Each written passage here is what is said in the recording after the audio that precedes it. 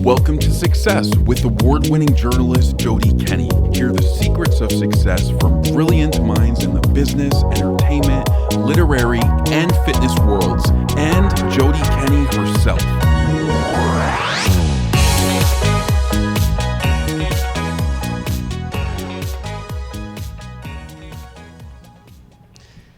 So, think back to when you were 10 years old.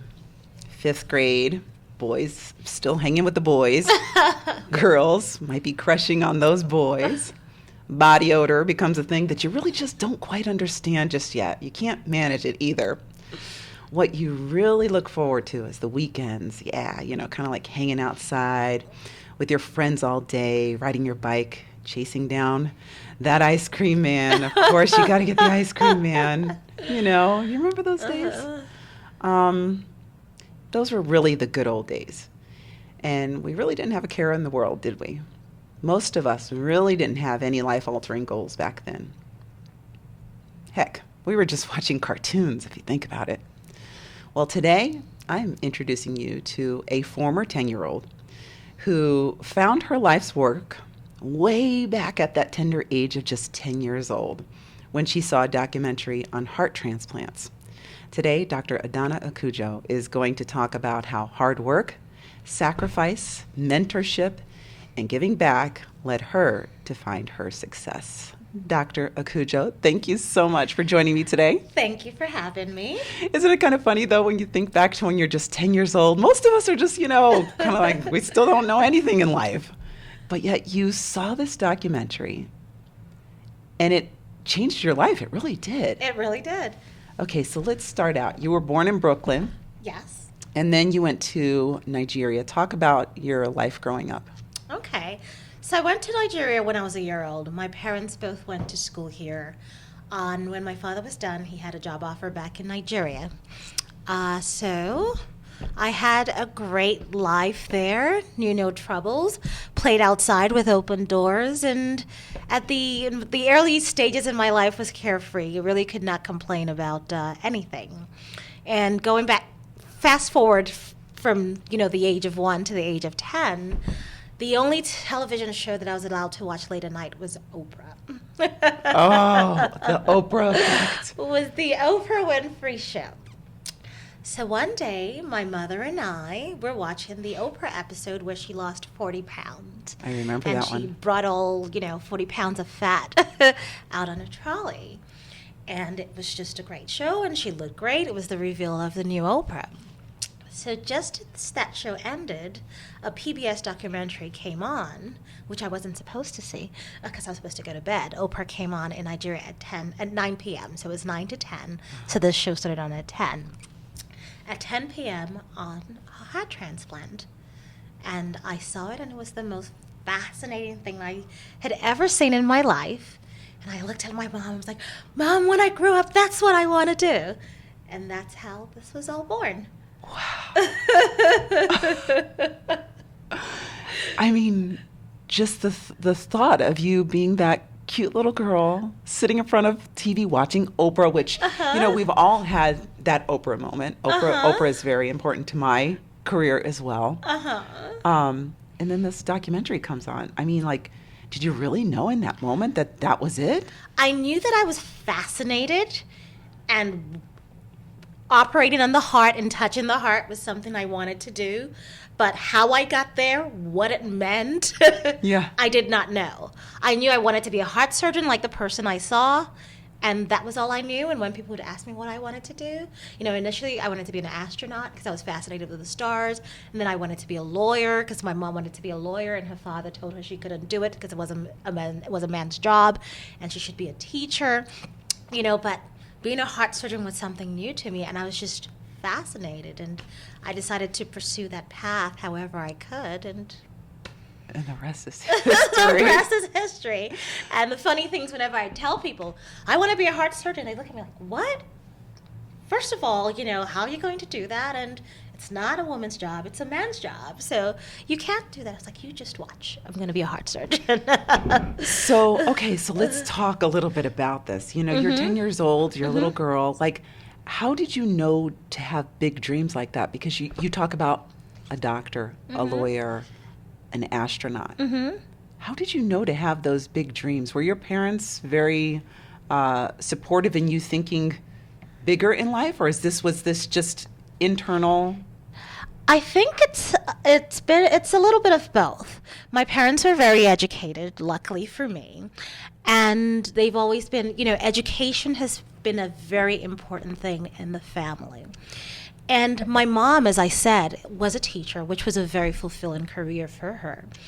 But somehow in her voice, I always heard the regret because she wanted to be an attorney.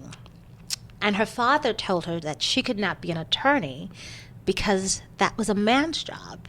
And she had to do something that was suitable for women, which was to become a teacher. So perhaps that instigated the inner rebel within me, and I wanted to do something big that was unexpected, and I didn't want anyone to define what I could do simply because of my gender. And that may have had some influence into how this got born.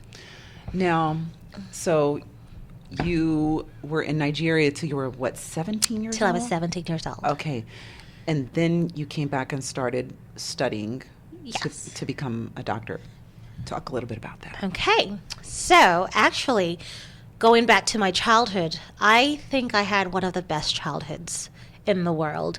Nigeria then was this amazing country where you left your doors open, you played, you got taken care of. I was born into a well-to-do family, so I really did not need for much. Yeah.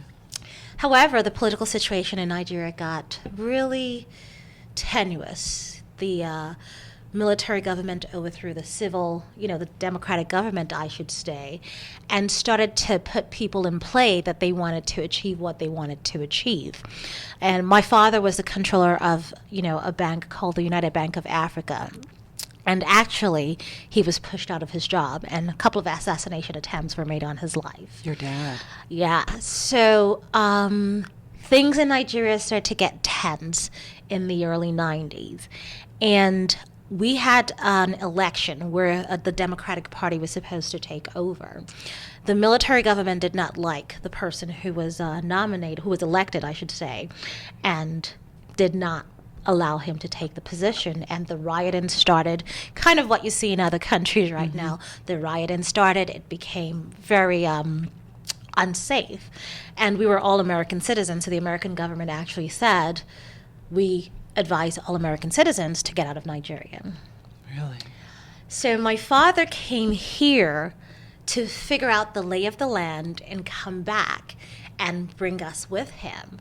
And while he was here, my mom could not take it anymore, and she said, pack your bags, you may be going to America tomorrow. And funny enough, she sold her car, we left all our belongings in the house, and the next day we were on a plane to America. We landed in JFK with $25 in our pocket and nowhere to go. We were in JFK. How do you... Nowhere to go. You're a teenager. How does this affect you? Quite frankly, I was a little naive. I knew my mom would take care of it, and somehow she would figure it out. So her sister is actually a preacher, pastor of sorts, and she lived in Brooklyn, and she lived in one of those homes where different people rent rooms, and so, you all share the bathroom and the kitchen and stuff like that. And somebody had moved out of one of those rooms. It almost happened biblically. Wow. And my mom called her, and my mom said, we're at JFK. We have nowhere to go. Wow. And she said, well, somebody just moved out of one of the rooms. Why don't you take a room? And we had $25, so we couldn't even catch a cab to Brooklyn. Yeah. So she had to beg one of her friends to come and pick us up. And that's how we got to Brooklyn. And my mom, my brother, and I lived in one of those rooms in a 4-bedroom house shared with other families. And that's how it started. So here you are, $25 to your family name, and living in a one-room apartment with one room to yourself with your family in Brooklyn. And I mean, you're 17, so you're out of school now, right? I was out of high school. So how do you go, you know what, I think I'm going to go to school to become a doctor? Like, how does that, you still had that dream in you. I still had I am fascinated. I think there's a little bit of stubbornness in me. I had that dream, but I still did not know the path. And I had two of my elder brothers were actually here, but each of them was living with an uncle. So one was living with an uncle of mine, and the other was living with a different uncle. I should ask, how many siblings do you have? I have 3 brothers. Okay, so you got 3 brothers. You're the youngest? I'm the third of 4. Okay, all right. So my younger brother and I were with my mom. Okay. So I knew nothing. I didn't go to high school here. I knew nothing of what to do. I'm in Brooklyn in this apartment with my mom, and I would cry every day. I want to be a heart surgeon. I don't know what to do. I want to be a heart surgeon. I don't know what to do. And of course, my elder brother was supposed to help me, but he was busy with his life. Yeah. Luckily, my mom has always been that fighter and provider, and she was a teacher in Nigeria. And before she left the United States, she did some teaching also. So she worked in a daycare, made some money. My father worked as a security guard at the World Trade Center. Yeah. Made some money, and they saved up all of their money, and were finally able, after, I think we were in Brooklyn in July, and perhaps early the next year, no, probably December, we were able to rent an apartment in Queens. Wow. So my father joined us. We rented an apartment in Queens after my mom worked in the daycare and saved some money, and she was able to get a job with the Board of Ed, because she did get her degrees here, and she was able to parlay some of, her teaching experiences in Nigeria, and they gave her some credit for it. So she became a teacher here, and so that started the life anew. But I still did not know what to do. So I got a job at White Castle. White Castle. Oh. This is what I love about you, because I worked at Domino's. So that was, I needed to make money. I needed to do something. Yeah. I worked at White Castles. And I would cry every day, Mom, I want to be a doctor. I've been here for almost a year. I'm not in school. What's going to happen? So one day my uncle came over to my parents' house, and I was there, and it was one of my, I want to be a doctor. And my brother's not really helping show me the way. What do? I need to get into school. It's going to be a long process. Time is running out. By the way, you're 17. I'm 17. Yeah, okay. And so my uncle looks at me, he's like, so stop crying. There's a school down the street. Why don't you walk to the school and see if they'll give you admission? So York College I lived in Jamaica, Queens, or Hollis, Queens, and York College was about 20 blocks down. So I literally walked to York College that day. Did you really? I did. And it was 2 days before registration for the winter session was up. And I went there and I said, I want to go to school. What do I do? And they gave me an exam, and they said, take this exam. And I took the entrance exam. They let me in. I had to send them some documents from Nigeria, and that's how my education in America began. Wow. Perseverance. So, I've always been a little stubborn, so I knew what I wanted, and I just needed someone to show me how to get there. We're going to explore that a little bit later, Okay. because I think that's a really important part, having somebody help you, direct you, because sometimes you just need that. But absolutely. Okay, so let's talk about it. So you went to that college. Yes. How did you talk about, your steps through college? So I needed to make up time because I had lost about a year. So I needed to take time. And I went to, I knew I wanted to go to med school. So I met with an advisor, and I said, what do I have to do to go to med school? There was no pre-med degree. So you could take biology, you could take math. I decided to become a biology major. Yeah. So I became a biology major, and I actually had up on my wall all the prerequisites I needed to do pre-med. So even though there was not a pre-med major, if you wanted to go into medical school, there were some courses that you had to take. Right. And so I would try to shuffle them to get all my pre-med requirements and do school in such a way that I could cut off some of the time I had wasted while I was here. And so I actually ended up doing college in 3.5 years, working taking summer classes to make up for the time that I lost. And luckily for me, I was very good in math, and I was good in biology. And there was a teacher called Miss Cooley. And Miss Cooley was my calculus teacher. And she, saw that I did well in math, and she approached me one day and she said, "Do you want to be a tutor?" I said, "Sure." And she took me to the calculus lab, and she made me a calculus tutor. And that paid a lot more than $4.10 an hour. Exactly. So I was able to quit my job finally at White Castles and work, at the school and do all the courses that I needed and make some more money to be able to finish school in enough time. And then, so you got your BS in biology I from did. York College. Yes, I did. Magna cum laude. Yes, I did. Thank you. You then got your medical degree from Temple University School of Medicine in Philadelphia, Pennsylvania. Yes, I did. We're moving a little bit forward here.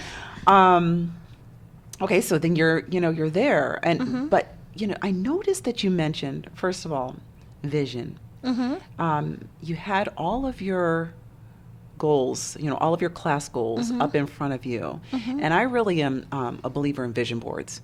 And so to me, that's somewhat of like a vision board. You had a vision of what you needed to succeed in order to make the next step in your life. Did you find that having that vision board, that tangible thing to look at, very powerful for you? Absolutely. Because it gives you, if you have an idea of what you want to do and the idea is not concrete, sometimes it's difficult to figure out if you're getting closer or you're getting further away. So I knew how many years I needed to do school in because I started in the winter session.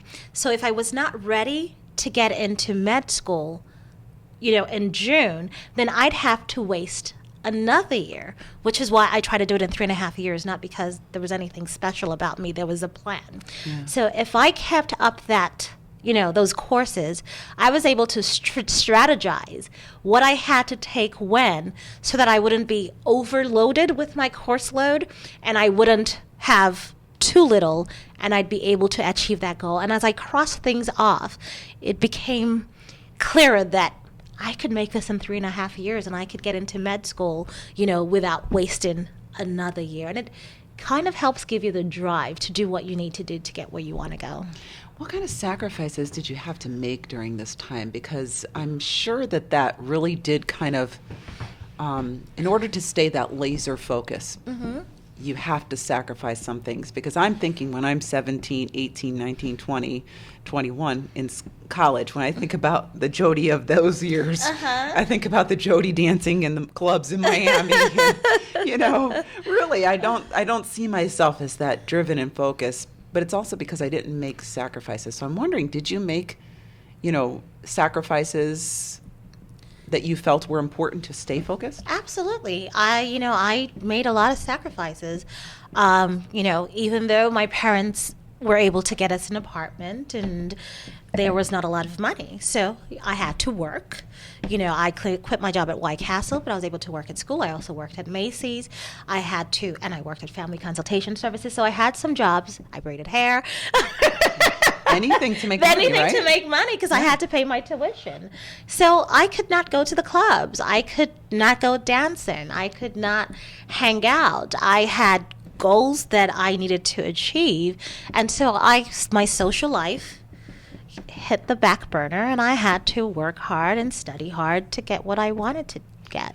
And then you went on to St. Vincent's Hospital, Manhattan, for your surgical residency. Yes, I did. Did you realize that you were achieving your goal when you were at that residency? I just can see you in your white coat thinking, oh my God, I'm doing this. I did. But, even with that, you still have to work.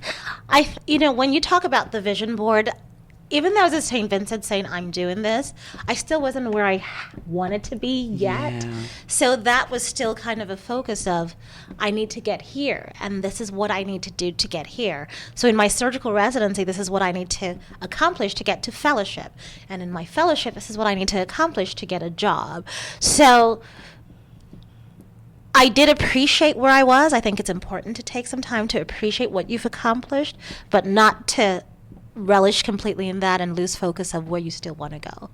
So I think it's hard for people to do that. Actually, that's That's really good kind of advanced thinking right there, because once you get to a certain level, you're like, yeah, look at me, I'm wearing the, because I see the graduations where everybody's got the white coat on. They're like, yeah, look, Mom, I did it. It's worth it. Your money, the money finally paid off. But you're right. It was like you still had much more work to. How many more years did you have to go once you got your fellowship, actually your residency? How much more time did you have to put in before you became a full-fledged doctor? Is that, I give an attendant cardiac surgeon. So 5 years of residency, then 2 years of fellowship after that. And after 2 years of fellowship, my specialty is complex mitral valve repair. So I spent another 2 years, studying that and honing those skills before I was free to the world to practice on my own. So how does it, talk about your specialty, first of all. Talk a little bit about what you do. And then I want to talk about maybe a little bit about your first surgery and what it was like to be able to be doing that. Okay. It must have been, because I remember my first newscast. So, I'm a heart surgeon. I'm what we call a cardiothoracic surgeon, which means that I do heart and lung surgery. But over the past 4 years, I've been only doing heart surgery, which is my passion. I did lung surgery once upon a time, and I can do it again if I wanted to, but it's okay. The heart is where my heart lies, if I should say so. Yeah. I do everything, in the realm of heart surgery, bypass surgery for blocked arteries, valve replacements for valve disease, valve reconstructions for leaky valves, minimally invasive heart surgery, and aortic surgery, anything within the heart that comes out of the heart. But funny enough, going back and looking back to when I was 10, the thing that got me initially interested in heart surgery was heart transplantation. I do not love heart transplantation, and I don't do it. Really? That's so interesting. And why is that? I don't know, because I think that my personality is suited to see a problem, treat it, and have it go away or get much better. And sometimes there's more of a chronicity with, patients who need transplants. Yeah. You still have to tweak and worry about things, that go wrong. It's almost straight in one chronicity for another. Even though you give somebody a brand new life, there's a better outlook. They do much better than they did before. But somehow that chronicity did not resonate with me. So now you repair the heart. Repair the heart. Okay, so what was it like doing your first surgery? Terrifying. Yes, it had to have been. Absolutely terrifying. And I tell, I train fellows too, so I tell them this all the time. When you're a fellow and you're working with somebody that has oversight over you, there's this false sense of comfort. Like, I can do this, I got this. Right, because there's somebody who's a pro right over you just in case. Exactly. Yes. And you lose sight of, the details that you think you have under control may not be quite there. And that's where mentorship comes in, and having someone to look up to, and to guide you even when you think you're there. Yeah. Because with my first surgery, it's like, holy crap. Yeah. This is, the buck stops with me. This is where it ends. And this huge sense of burden and responsibility that you feel can be terrifying. I mean, you have to let go of that and try to be in control. But, it was nice to know that I had someone to look, to and say, hey, if I need you, can I call you? I'm here. And that was why it was important for me to join a group of people where I knew I had partners to support me and be there for me when I first started if I needed it. So mentorship. I think that's highly overlooked, and those who can be mentors do not avail themselves as much as they could, and those who need the mentorship don't know where to look. Absolutely. And so I commend you for realizing the importance to that. I mean, what would your advice be to somebody if they are just starting out in any career field and they want to be successful about mentorship? How could they seek out that assistance? I think number one, always be humble. Yeah. Don't feel like you're too important or too big to ask for help. Some people feel that that asking for help is a sign of weakness, but sometimes it can actually be a sign of strength. And I have people who look to me for mentorship, and sometimes I'm too busy. And if I don't answer, it's not because I don't want to help. It's because 10 other things have pulled me in a different direction. And if I haven't gotten back to you, it's not because you're not important. It's because my focus has shifted elsewhere. Or it might be that they are important and you just want to give them 100%. 100%. Exactly. Right? Exactly. So if you reach out to someone that you want to be a mentor, and they're, as long as they don't tell you no, they're not immediately there for you. It's important for you to keep up with this and go to them and say, look, I really admire you. I would love for you to help guide me. I know I want to get where you are. What is it that I do? Is it okay if I shadow you? Do you have any pearls of wisdom? And stick with it. Be your own advocate. Don't expect them to live everything they're doing and always think about you and pull you up. You have to do some of the work. And if you do and they see that you're willing to work, you're eager, I think most people will be happy to help and pull you along with them. Wow, that is really powerful what you just said, because it's so true. You have to be humble. I find, and as I get older, I'm more humble, because Very when true. I was in my 20s, You feel like I think all of us, when we're younger, we feel like we've got it, this, because yeah. we've got our education, we've got the job. I think a lot of people kind of feel that once you've made it, I don't know what made it is, but once you've made it, what your vision of made it is. You think you don't need to ask and you don't need to be humble. But don't you realize as you age, as you get older, that you need to know more? Because you get wiser. Yeah. Because you realize that sometimes when you thought you had it, you didn't have it. I really think that's what wisdom is, don't you? So, absolutely. So, okay, that's so interesting, because when you said that, it just kind of made a point to me.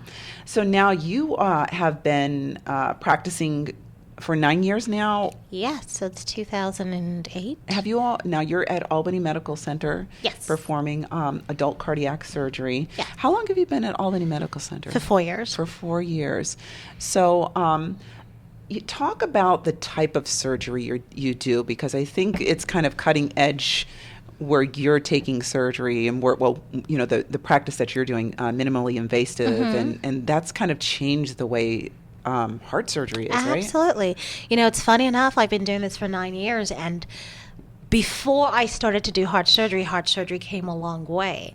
And 9 years may seem like a long time, but think in the evolution of the way things work, it's not that, significant a period of time, but things have changed significantly in that insignificant period of time. When I first started, we did surgery typically by going from splitting the chest open in colloquial terms and doing everything that way. And as other techniques started to evolve, we as cardiac surgeons knew that we had to evolve too. And we had to think about ways that may not be as traumatic to people, to achieve the same thing. So different, new techniques came in, doing keyhole incisions underneath the breast, using cameras and scopes and robots to do things, to do the same surgery that we once upon a time did, splitting a patient from, what we call the manubrium to the xiphoid process and opening their chest. And, one thing that's important is that you have to tailor that procedure to the patient, or you have to tailor the procedure to the patient. So not every patient is a candidate for everything. But if you can do things minimally invasively to a patient and achieve the same result, then you should.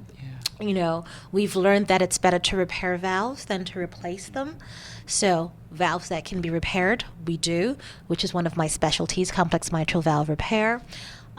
We know that patients who are really high risk and elderly don't tolerate arrest in the heart as much as younger patients do. So new techniques called transcatheter valve replacements have started, which we do at Albany Med. We've done for about 4 years now, or 5 years actually.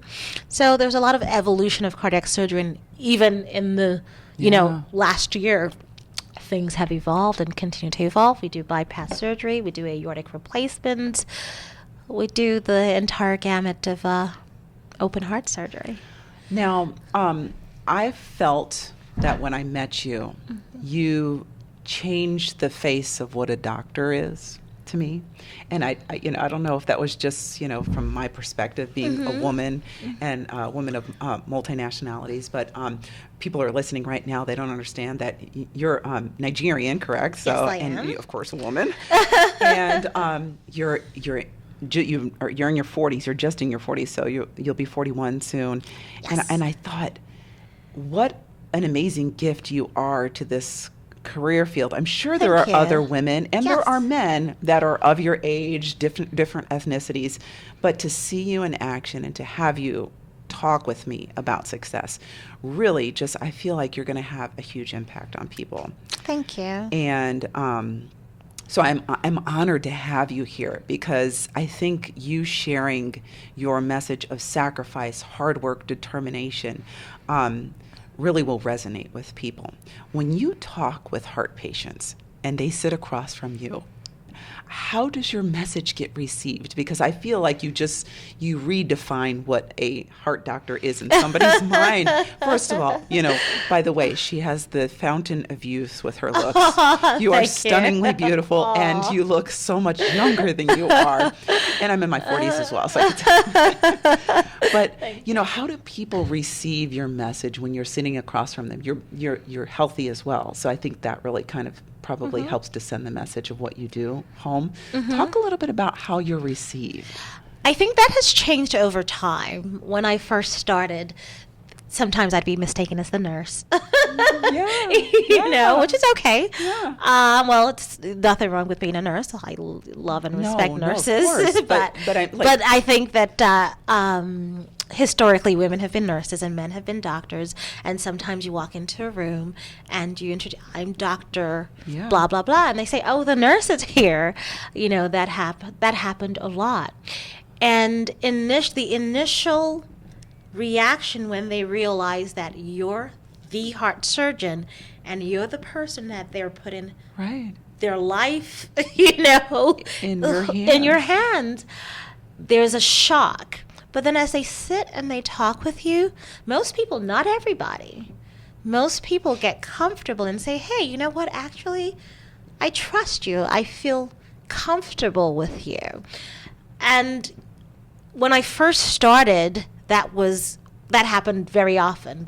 Oh my God, you're the one? Yeah. And then okay, I guess I'll let you do this. Yeah. Well, it sounds like you know what you're talking about. It sounds like you know what you're talking about. So after, sitting with you for half an hour, I'll let you do this. How did you deal with that? Initially, you'd get internally irritated. Or even insecure, No? Not insecure, because you knew your abilities. Yeah. You just knew that people judged you based on what you looked like, not on what you could do.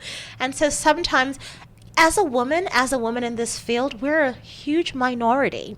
I'm in Albany, and heart surgery has been in Albany for how long? I'm the only woman heart surgeon in Albany, and I think I'm the first female heart surgeon in Albany in the history of heart surgery in Albany, which shows you what a minority we are. So the struggle continues. And so there's a little bit of, am I still fighting this battle? When you first start, but you can't show it, and you just have to also humble yourself and realize this person is going through something serious. I know that my ego might be hurt a little bit, but imagine what it feels like to be a patient who has a heart problem. You're shocked. You're told that something's wrong with you, and you have to undergo open heart surgery. So there's a little bit of irritation, but a little bit of sympathy. And, well, I just have to do my best and educate this person about what's wrong with them and tell them what, the issue is, and see if they're comfortable. And if they're not comfortable, I'll have them see somebody else. But as time goes on, you build a reputation and people start to seek you out. And so it changes. And you're the heart surgeon becomes more of a rarity than, a common occurrence. And so you just kind of, when you meet that, like, I've been there before, it's okay. Yes, I am the heart surgeon. And sometimes, I joke, some people say, so do you know what you're doing? I'm like, but that's what YouTube's made for. I'll just watch it on YouTube. And you get a laugh and everybody gets comfortable. Right. And so it doesn't bother me anymore. Wow. I think a lot of people can identify with what you just said, whether it be, I'm the first person to, whatever, in any job that they may have, or, I'm the youngest person to, be hired as a real estate agent, and, can you really sell this house? Or can you really do that? But I think people can really learn from you because, sometimes it's just a matter of just taking a little bit of humble pie and saying, you know what? Okay, I understand that this person has their own things they're going through. Absolutely. And as you get older, it doesn't hurt when people think you look younger than you really are. No, because they're like, oh, great. So you don't think I'm old enough. Before we started taping this podcast, I asked Adanna. I said, Adanna, do you mind if we talk about your age? Because I'm just fascinated by you. And she's like, well, yeah, I'm 40, and I said, oh my God, I love you even more because. It's so true. I think you really do redefine what, a doctor is. And that's kind of strange to think that we're still talking about this in this year. But hey, run with it, go with it, right? So you, it's been your passion heart surgery is your passion. Absolutely. And you do give back. You do a lot of volunteer work. You're with the CDPHP credentialing committee. You're a part of the Capital Region American Heart Association, and you have a real passion with this organization called the Voom Foundation. Yes. Talk a little bit about that. So the Voom Foundation is an organization formed by a wonderful, wonderful physician by the name of Vincent Akujuo. He's a trauma surgeon. He was also raised in Nigeria. And, you find out when you travel to other countries how lucky we are in the United States of America. When he grew up in Nigeria, his father had pneumonia, if I'm going to simplify it, and ended up in one of the hospitals in Nigeria. And all his father needed was a bronchoscopy. And basically what a bronchoscopy is when somebody puts a camera down your throat, sucks out the secretions from your lungs, and helps you breathe better. That wasn't available to his father. And his father died of something that a lot of people in the United States of America would not die of. He was not well-to-do, and it shows, how when people, we spoke earlier, when people do something great for you and show you kindness, it lights a fire in you to pay it back. There was a retired nurse who wanted him to come to the United States and be a physician, and she brought him here and she paid for his education. And so when he got educated here, he always decided that he would go back to Nigeria and provide the care that his father could not have. Wow. And that is how this organization started. Now, I knew growing up in Nigeria that when I wanted to be a heart surgeon, there was nobody I could look to in Nigeria who was a heart surgeon that I could say, what do I do? There was no heart surgery in Nigeria, so it was always in the back of my mind that when I did achieve that goal, I would go back to Nigeria and start something that was deficient in the country. So I actually approached a few surgeons at one of our meetings because I wanted to get a volunteer organization together to start mission trips to Nigeria. And funny enough, someone I met with, shows you how things are meant to be, had just come back from Nigeria because they had gone with the Voom Foundation on a heart mission trip to Nigeria. So I spoke to Vincent and we joined forces together and I became a member of the Voom Foundation. And so I started mission trips to Nigeria to do open heart surgery. And going on those mission trips, you realize how unfortunately the state of the country is the way it is because of corruption, because of lack of infrastructure, and working out of those hospitals are inefficient because they're people that we leave behind. If you go on 2 mission trips a year, you can do 24 surgeries. Wow. how many heart surgeries are done in America on a daily basis. On a daily basis. So a lot more needs to be done. We need to leave something more lasting behind. We need to not only have physicians from the United States of America go to Nigeria to do heart surgery, we need to train Nigerian surgeons to do the heart surgery. Well, guess what? Heart surgery is not the only deficiency. Vascular surgery is a deficiency. General surgery is a deficiency. Do they have good cardiologists? You know, there's a lot that needs to be done. So we're in the beginning phases of building, a hospital, we hope, where we can train people, bring a lot of care to the community. Trauma surgery. If you get hit by a car, run over by the car in Nigeria, and you break your spine, or you have where do you go? Right. These are all things that need to be addressed. So we hope that we can make an impact and help change things there. Wow. Now, two of your dearest passions are involvement in women's heart health. Yeah. And the Voom Foundation. Talk about the importance of women's heart health, because I think it is overlooked. Women do not stop to think when they feel something going on with their body. We are too busy caring about everybody else. Exactly. Women are too busy, as you said, taking care of everyone else. A lot of women are the only heads of their households. They live in single-parent families.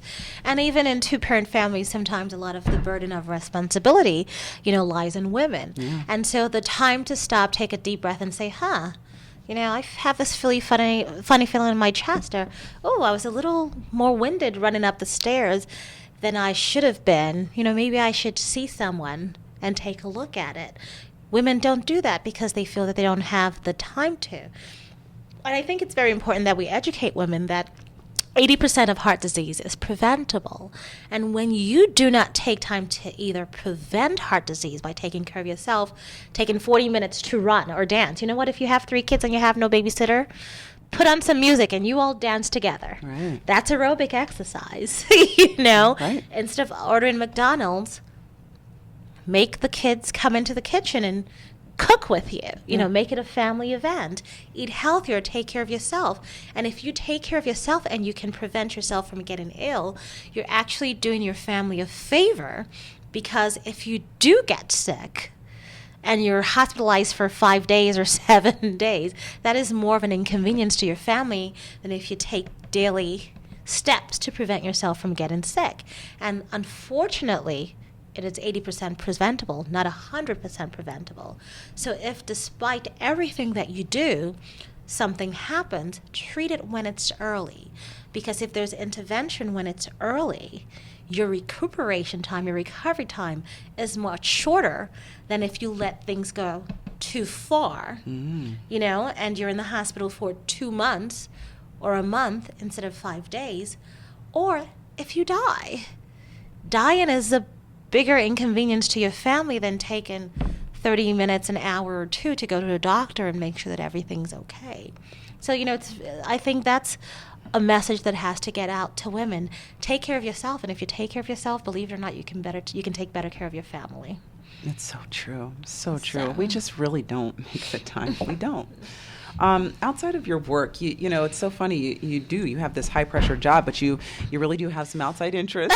It's not just work. I do. You've run 2 half marathons. I have. You're going to run next year's New York City Marathon. Fingers crossed. We're actually forming the Voom Foundation team. Oh my goodness! And we're going to run as a team. How powerful is that? That's awesome. And you love to dance. You love to listen to music. I do. And you're inventing a stroller. What's this? A stroller? Like, where did you get this idea from? So, remember when I first moved to the United States and moved to Queens and I worked at White Castles? I used to either work the cash register or work the grill. And the grill faced Northern Boulevard, which was where a bus stop was. And so I spent 8 hours on my feet every day watching people push people in strollers and take public transportation with strollers.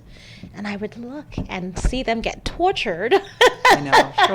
Strollers are torture. They really are. And I always said, there has to be a better way. So making $4.10 an hour. I couldn't do anything about it then. Mm-hmm. And when I was in medical school, I actually took my idea to invent a submission corporation. And they wanted me to give them $10,000, and they were going to build my prototype and take it to trade shows and help me launch this idea. Well, guess what? I did not have $10,000. No, you probably didn't have 1,000 back then. Seriously, right? Exactly. Yeah. So I put this on the back burner for a while. And then one day I was talking to a friend of mine who used to live here about my stroller idea.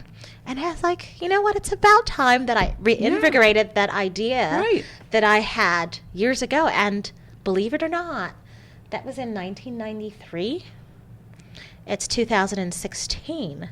No one has invented that stroller that I, thought about.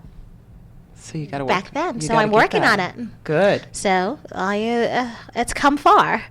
Man, so I'm not gonna, maybe I'll benefit from it as a grandma. I don't even want to think about that. But.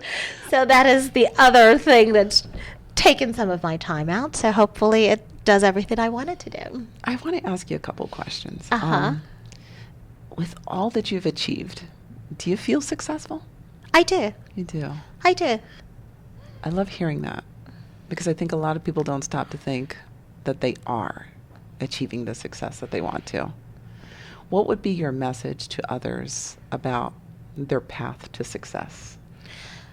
So first of all, I think that the important thing is to define success yourself. Don't let anyone tell you what success is.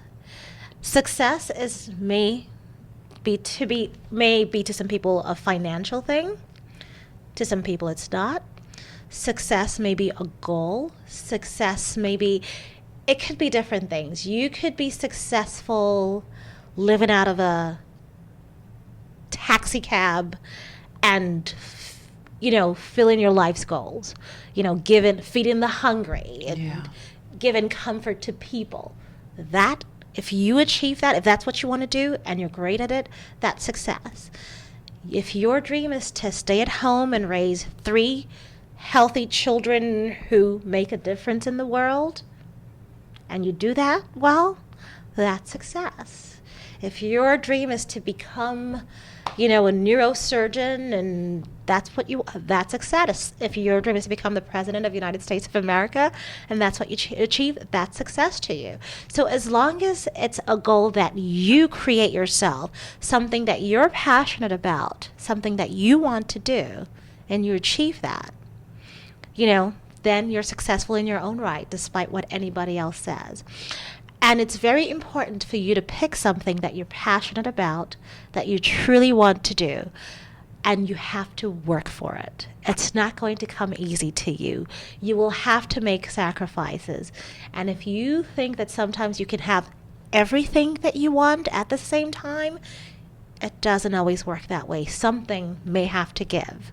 And if it matters to you, then let a few unimportant things fall by the wayside to get what you want. Dr. Adanna Akujuo, thank you so much. You have been very powerful today, and I've loved talking to you. Thank you. Thank you so much. Do you like what you're hearing? Subscribe, leave me a great review, and share the success with your friends. I'm JoDee Kenney, and here's to building upon your success. This podcast is sponsored by Ghana Pictures, complete cinematic video production services, GhanaPictures.com.